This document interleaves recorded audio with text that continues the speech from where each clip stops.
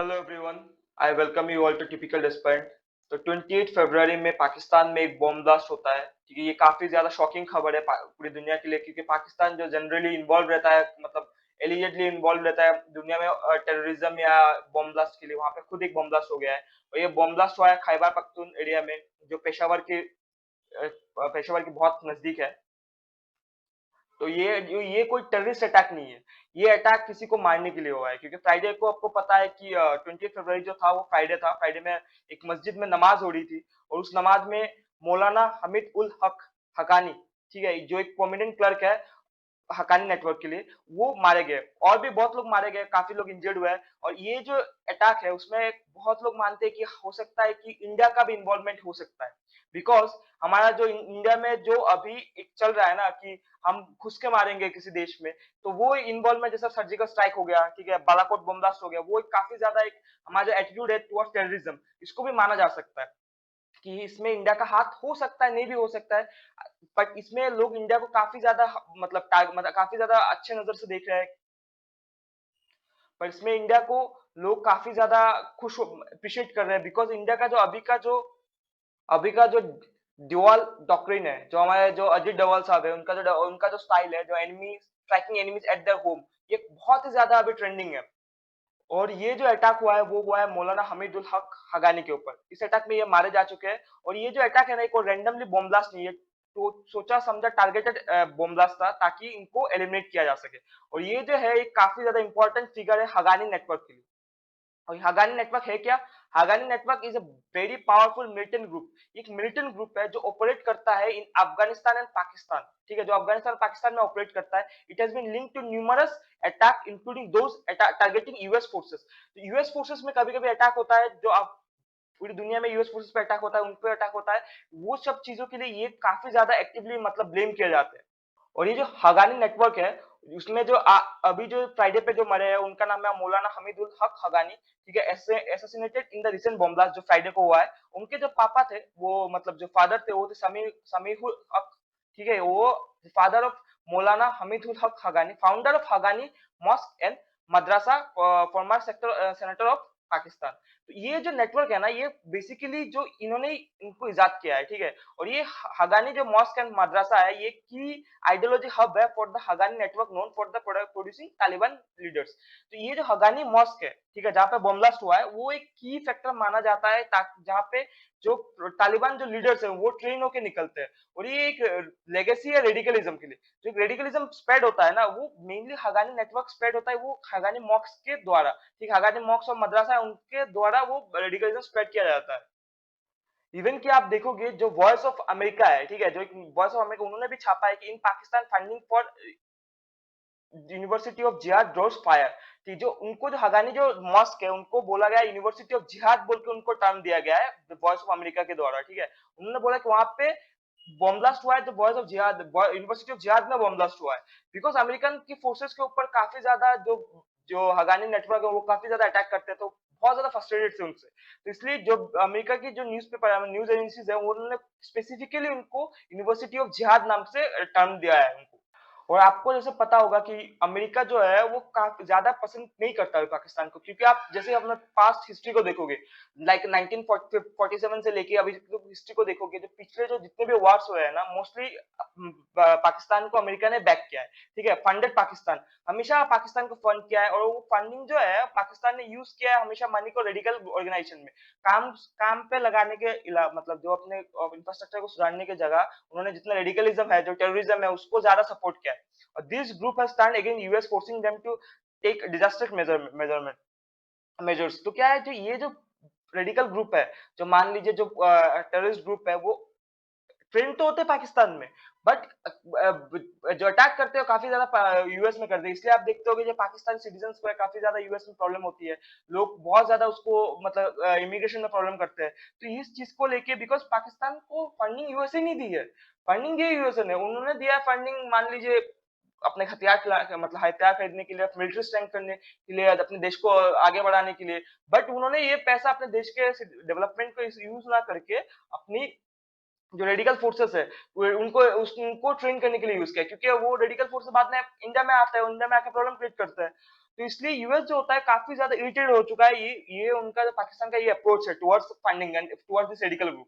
The US has been unable to control the Haqqani network and has targeted its leader including मौलाना हामिद कुल हगानी. तो ये बोला जाता है कि दो इसमें इंडिया का बहुत ज्यादा बेनिफिट है, ठीक है, क्योंकि हकानी यूएस का कोई भी रेडिकल ग्रुप मरता है, रेडिकल ग्रुप का लीडर मरता है, उसमें इंडिया का ही फायदा होता है, बिकॉज वो हमारे इंडिया के इमीडिएट नेबर्स है, हमारे बाजू वाले घर में ही रहता है.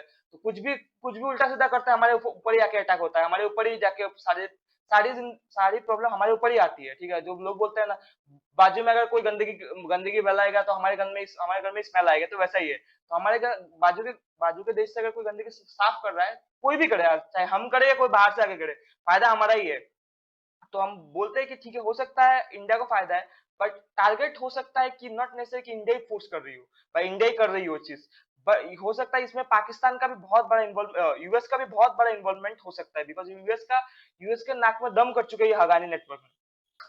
तो अभी इंडिया का स्ट्रेटेजिक स्टांस क्या होना चाहिए, क्योंकि हमको पता है कि हम ऑब्वियसली इंडिया जो है डिप्लोमेटिक स्टांस सब देश के साथ रखना चाहता है, डिप्लोमेटिक टाइज सब देश के साथ रखना चाहता है. तो अभी जो अफगानिस्तान में जो तालिबान गवर्नमेंट बनी है, उसके साथ क्या इंडिया अच्छा चांस रखे, बिकॉज हम चाहते हैं कि जैसे पाकिस्तान है और हमारे हमारे देश को दोनों तरफ से चोक किया जाता है, एक तरफ चाइना है, एक तरफ पाकिस्तान है, हमारे देश में दो तरफ से चोक किया जाता है. तो हम क्या चाहते हैं कि इंडिया जो बालूचिस्तान जो है, जो इंडिपेंडेंस की काफी दिनों से ट्राई कर रहा है, और अब एक तरह से आप बोल सकते हो कि इंडिपेंडेंट हो ही चुका है, क्योंकि पाकिस्तान आर्मी हो या पाकिस्तान पुलिस हो, जब तक कोई इंसिडेंट होता नहीं है तो बालूचिस्तान में दिखते नहीं है वो, ठीक है. तो एक तरफ से हो चुका है, तो क्या हमको उसको सपोर्ट करना चाहिए, क्योंकि जब क्योंकि हम जैसे जैसा क्योंकि हमको पता है कि पाकिस्तान हमेशा पुश करता है कि इंडिया में दोनों तरफ से ड्यूअल फ्रंट वार लग जाएगी, एक तरफ से पाकिस्तान करे वेस्ट में, और ईस्ट में जैसे हमारे चिकन नेक होगा, चाइना उसको पुश करे.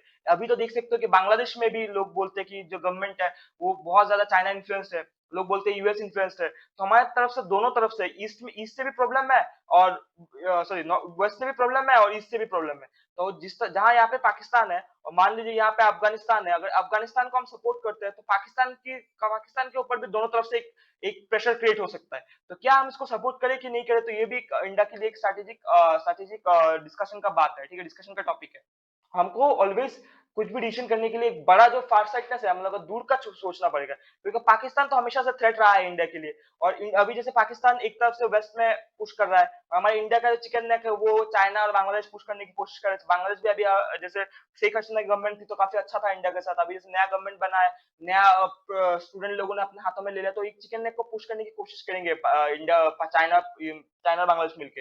अभी जैसे अमेरिका का भी वो एक्शन है, ठीक है, टू एलिमिनेट हगानी नेटवर्क, ये भी एक बहुत ही सिग्निफिकेंट रोल कर सकता है इस रीजन में, क्योंकि जो रेडिकल ग्रुप है वो बहुत ज्यादा सेफ फील करते हैं पाकिस्तान में, और अगर पाकिस्तान में उनके ऊपर अटैक हो चुके हैं तो वो मूव करेंगे पाकिस्तान से दूसरे देशों में, हो सकता है कुछ इंडिया की तरफ भी आ जाए, हो सकता है कुछ अफगानिस्तान की तरफ भी आ जाए. तो इंडिया का जो डिसीजन होगा ना, वो बहुत सोच समझ के देना पड़ेगा कि हम लोग ज्यादा अगर डिस्टर्ब कर देंगे वो रीजन को, जैसे डोवल डोवल डॉक्ट्रिन स्ट्रेटेजी है जहाँ पे इंडिया उसके उनके ऊपर घुस के मारने का एक स्ट्रेटेजी है, बट अगर हम ज्यादा डिस्टर्ब कर देंगे पाकिस्तान को और उनका रेडिकल ग्रुप को, तो वो बहुत ज्यादा स्प्रेड हो जाएंगे. हो सकता है अभी तो वो कॉन्सेंट्रेटेड है पाकिस्तान में, अगर स्प्रेड कर देंगे तो हो सकता है इंडिया की तरफ भी आ जाए, हमारे जो कश्मीर रीजन है वहां पे भी आ जाए.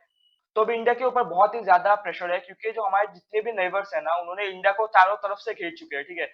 हमारे वेस्ट में पाकिस्तान है, ईस्टर्न साइड में एक तरफ चाइना है, एक तरफ बांग्लादेश है, और आप म्यांमार को भी देखो तो वहां पे भी तख्ता पलट हो चुका है. एक नेपाल के भी जो पॉलिटिशियंस है वो भी चाइना की तरफ मिलता रहता है. एक जो मालदीव से वो भी इंडिया में बहुत ज्यादा कनेक्टेड नहीं है इंडिया की तरफ. तो अगर हम लोग हमारे जैसे सब आजू बाजू जितने भी देश है ना, वो सब इंडिया के ऑलमोस्ट बोल सकते हैं इंडिया के साथ तो नहीं है, अगेंस्ट में नहीं बोलूंगा, बट इंडिया के साथ तो नहीं है. तो अगर आप ज्यादा डॉक्ट्रिन जो अजय डवल का मतलब बोलते हैं, अजय डवल का जो स्टाइल है जहाँ पे देश में घुस के उनको मारते हैं हम लोग, अगर ये सब ज्यादा फॉलो भी करेंगे तो क्या होगा, ये सब एरिया हमारे ऊपर प्रेशर क्रिएट करेंगे. और आप जैसे को पता है हम लोग देश में खुद का भी बहुत ज्यादा प्रॉब्लम चल रहा है, हमारे खुद की देश की इकोनॉमी इतनी ज्यादा अच्छी चल नहीं चल रही है, ऊपर से ऑलमोस्ट 150 करोड़ लोगों का पॉपुलेशन है, हमारा अनएम्प्लॉयमेंट इतना ज्यादा है, हमारे ऊपर प्रेशर इतना ज्यादा है. खुद के ऊपर बहुत प्रॉब्लम चल रहे हैं। और अगर हम ज्यादा आजू बाजू के देश को डिस्टर्ब कर देंगे, एरिया को डिस्टर्ब कर देंगे, तो वो सब प्रेशर क्रिएट करेंगे इंडिया के ऊपर, और एक साथ अगर प्रेशर क्रिएट कर लिया तो इंडिया के लिए बहुत ज्यादा प्रॉब्लम हो जाएगा। और आपको पता है कि ऊपर जो रशिया है वो काफी ज्यादा चाइना से इन्फ्लुएंस होता रहता है, बिकॉज रशिया का जो पैसा है वो खत्म हो रहा है, ठीक है। और रशिया को सब यूएस ने पूरा, यूएस ने बाकी देशों में, वेस्ट यूरोपियन देशों ने पूरा बॉयकॉट किया हुआ है। और अभी बिकॉज ट्रम्प आ गया है, ठीक है, ट्रम्प आने के बाद अभी एक नया ज्योग्राफिकल एंगल खुलेगा, तो इंडिया को सब सिचुएशन देख के समझ के डिसीजन लेना पड़ेगा। तो ये पूरा था बॉम्ब ब्लास्ट का जो थ्योरी था, बॉम्ब ब्लास्ट का जो रीजन था, कौन मरा है, कौन क्यों मरा है, क्या क्या हो सकता है, इंडिया का इन्वॉल्वमेंट हो सकता है कि नहीं, अमेरिका का इसमें क्या फायदा है, सब था इस वीडियो में। I hope you enjoyed. Thank you.